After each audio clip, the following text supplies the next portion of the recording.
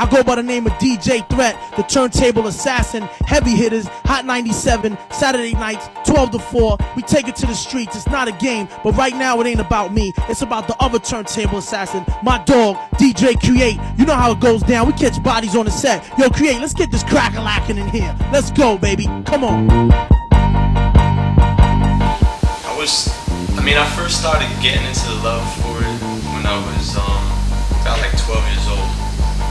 12 years old is when I actually was watching the DMC battles and the ITF battles and just that whole battle scene and seeing the art and what they do with the turntables and how they play with music and all that. That blew my mind right there. But actually in the clubs, started actually doing the clubs and everything. It was about 16 years old. Started actually doing my first club, and then from there it was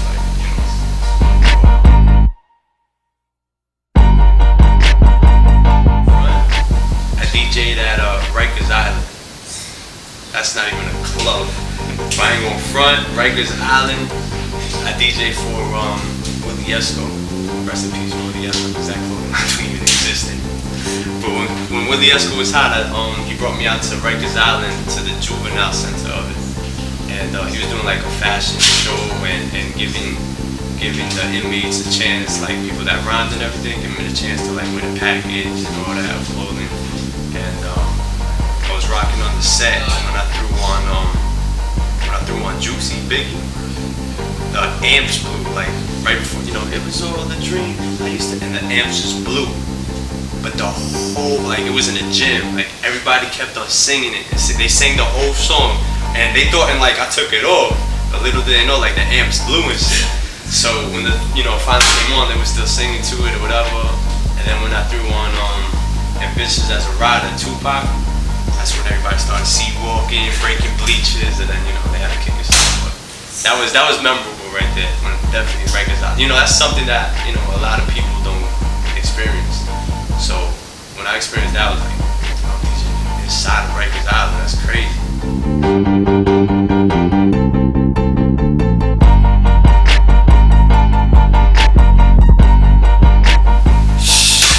Now for nothing, I wish it was back on vinyl, for real. Serato is cool, it's cool and everything, because the only positive thing about Serato is that you don't have to carry, 8 crates with you, breaking your back or whatever. But the bad thing about it is, everybody has the same records. Everybody can get the same records. Anybody could just start up now and, buy Serato, buy a laptop, and there you go, you're a DJ.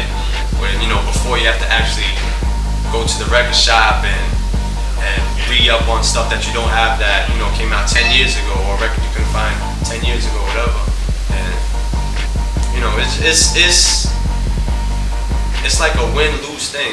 It's cool, but then it's just, the new DJs don't experience what we experience. Won't ever know the essence of it and the struggle that we went through, and the headaches and the backaches and all that. You just buy Serato and that's it.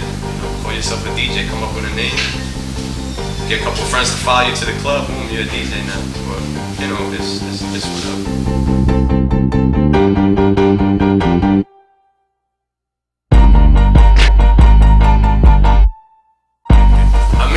Not for nothing, I used to be very young, 14, 15, and I used to be in my room and acting like I was on High 97. Had the drops and everything. I used to cut up the drops, whatever, act like, yeah, create High 97, blah, blah, blah, blah. And never thinking yo, one day I could actually, it was like a dream. It was a dream that I had, but it was that dream that I'd be years from now, or I gotta do this to get there, gotta fight to get there, whatever.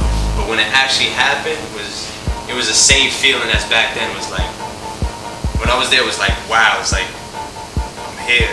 I was just dreaming about it, years ago, and now I'm actually here. And that right there just blew my mind. And I ain't gonna front, the day before I was nervous as shit. I ain't gonna front. I was 5 seconds away from throwing up.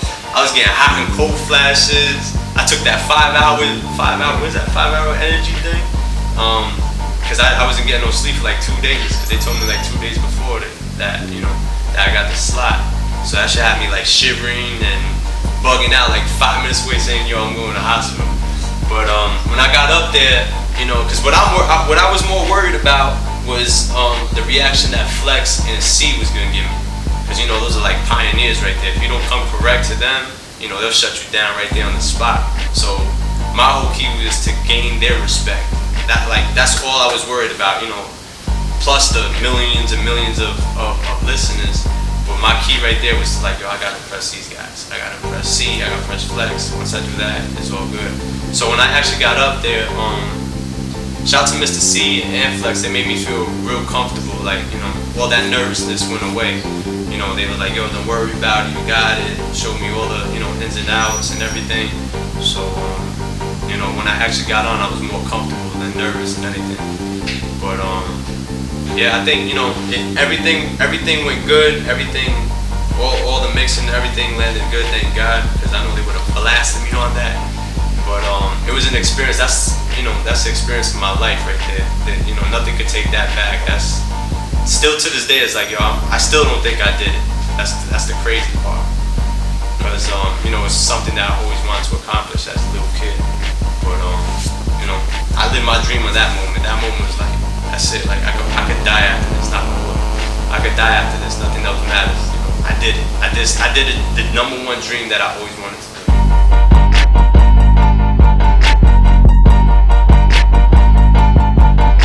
You know what it is, maybe DJ CRE-8, Turntable Assassin, checking out the rap, relapse.com, hottest website online. Shout out to the boy Porter, my man Jay holding it down. And yeah, we just came up with a slogan, fuck a slogan. 2010, we rockin', rap, relapse.com.